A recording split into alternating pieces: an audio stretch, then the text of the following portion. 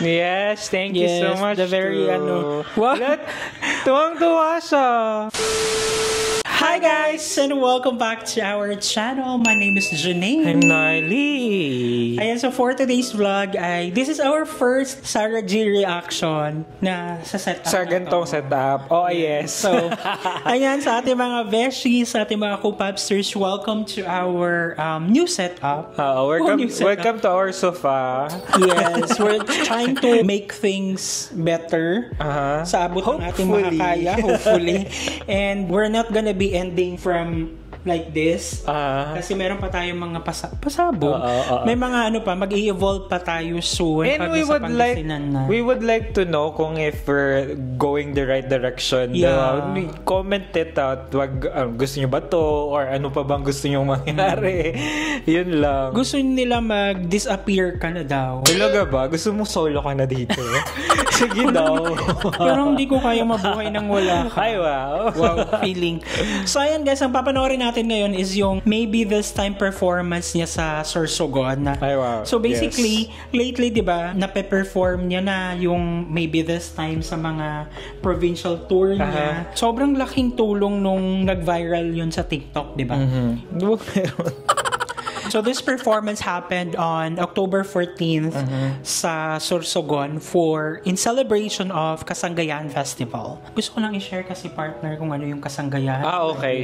Sige. Sige, matuto tayong lahat. Ano bang Kasanggayan? So ayun nga, ang Kasanggayan Festival is largest celebration for the whole province of Sorsogon. Okay. It commemorates the declaration of Sorsogon as a province. This festival is included in the DOT's list of festivals and celebrations in the Philippines. With the term Kasanggayahan meaning prosperity, the festival showcases the local products, including products from the pili tree and other agricultural products of the province of Sorsogon. Ayun, ang sarap ng pili, no? Yung pili sa Bicol. Yes. Sa palagay mo ba naging mapili ka sa buhay? Hindi. Wow. Hindi ako ganun. Wala talaga akong standards kasi like what comes in front of me. Parang ganun ako nagre-react. Nakaka-offend naman yun.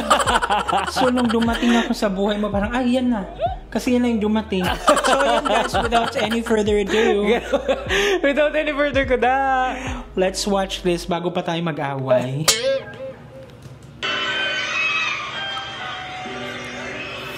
Ayan. Talagang naging talaga siya, no?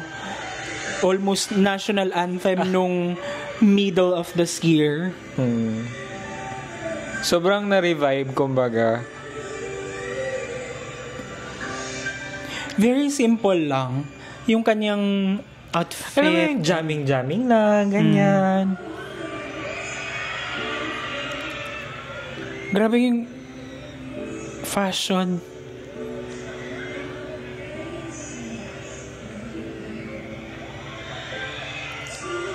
Grabe, super iconic talaga ni Sarah.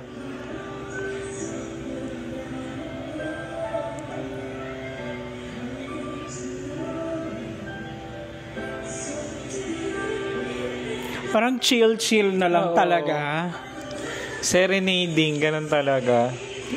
Yes. Here in love and the fun. Maybe now they can be just friends. Kayo ba pag nanonood kayo ng video ni Sarah, nakikisabay din kayo kumanta? Parang ang sarap sumabay, di ba? Yung mga ganito, yung mga kayang sabayan. Pero yung mga... Kaya ko din. Eme.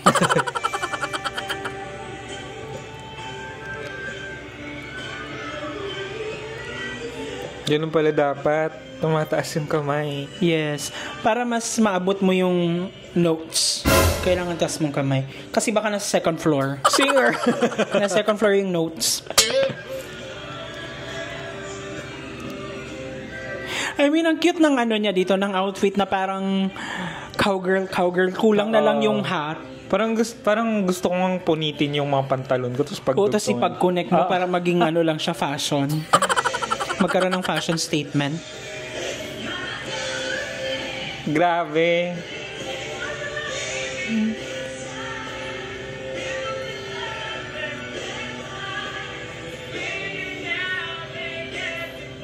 Ay, may boses si Kuya, in fairness. Makisabay kay Kuya.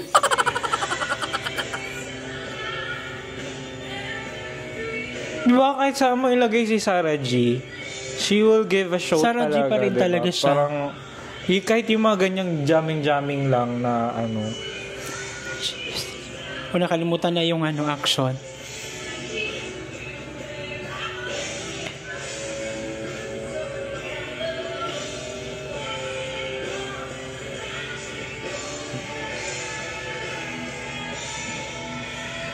Grabe yung mga nasa building, oh.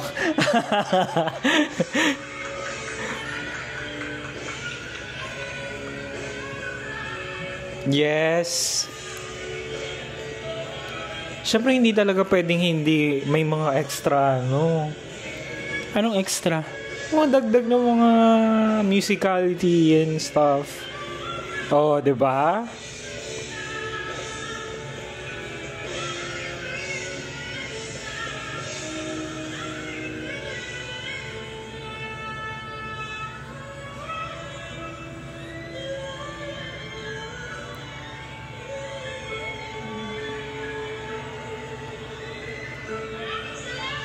Yes, thank you so much. The very What? Tuwang-tuwa siya. Ang very, cute very nun. happy. Ang cute ng ending na may patalon-talon pa talaga si Sarah Geronimo. And yeah, what can we say? It's Sarah Geronimo. Diba? I'm super happy to see her na wala siyang parang vocal na problem. Hindi masyadong na-stretch. Oo. It's good to see her na binibless siya with good health. So yun, nakakatuwa pa rin panoorin yung Sarah Geronimo sa mga provincial tours na parang naglalaro lang. Like, you can really see na gusto niya yung ginagawa niya and it's easier for her na lang na gawin yung mga bagay na to. Kasi nga, kumbaga, yun yung kagandahan nung na-establish mo na yung name mo, yung brand mo. Kumbaga, nakapag-release ka na ng mga iconic na mga songs na siguro hindi niya kasi yun tinreat as like single lang, ganyan. It's really like a form of masterpiece na nirelease niya na even up to this date, after a decade ay sobrang, alam mo yun, meron pa rin talaga siyang sa masa. May impact pa rin, kumbaga may amor pa rin sa masa. So that's the power of Sarah Geronimo na hindi na natin kayang tanggalin pa sa kanya yung ganon. So, yeah, it's so amazing. Saka naman yung engagement with the audience na kung kabalo siya or alam niya kung ano yung magi-enjoy yung crowd. Hindi yung 'di ba minsan yung mga ibang artist diyan pupunta doon tapos magpapasikat, pasikat talaga na yung parang yung attention ng buong crowd sa kanya, siya ang bida. Pero this time, pag si Sarah G, alam niyang i-involve yung crowd. So doon papasok yung kumbaga, meron talaga siyang connection with the audience. Connection with kumbaga ganun, alam niyang kilitiin yung kanyang audience. Yes. Kung ano yung diba, sa palagay niya na meron talagang dating nga. So ayan, and hopefully sa mga susunod na taon ay magkaroon pa ng mga another songs, mga another maybe this time hits ni Sarah Geronimo na magva-viral ulit. And thank you so much at sinamahan niyo naman kami sa nagdaang reaction video. If you like this video, don't forget to give it a thumbs up. If bago kayo sa ating channel, don't forget to subscribe, hit that notification bell para updated kayo sa ating mga next uploads. Ayan guys, thank you so much for watching our videos. We have a lot of videos done and we have a lot of videos coming, so keep watching us in the next video. Bye!